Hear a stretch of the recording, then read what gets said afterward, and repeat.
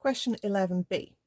On a separate set of axes, sketch the graph of y equals f of x minus 2. And the x minus 2 is inside the bracket. So this is the transformation. So when you have a plus or minus number, it means your graph is going to shift either up or down or sideways. If the plussing or minusing number is inside the bracket, that means it's a sideways shift.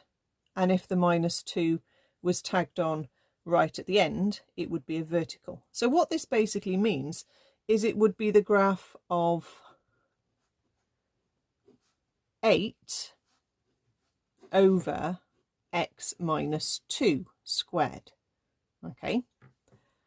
Now this is more difficult to do by working coordinates out. Let's just think of it as the transformation. What's going to happen is that our graph is going to shift sideways.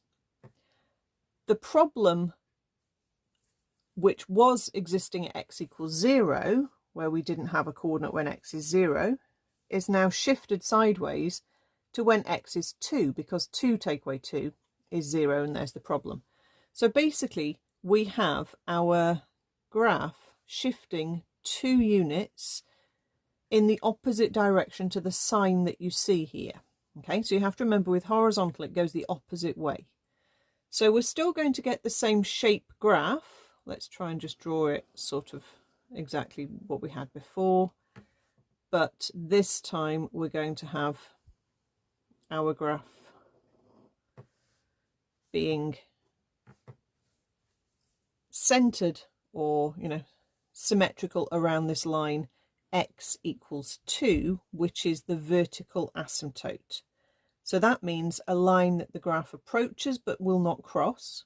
Okay, and the point where the curve crosses the y-axis, we'll need to work that one out.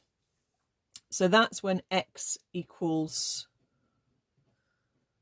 0. Now it could have been that we worked this point out on the original graph and we've just shifted it sideways, but if we hadn't worked that out, we can work out when x equals 0 on this equation, we're going to get 8 over negative 2 in a bracket squared, which is 8 over 4, which is 2. So that will cross at 2 there.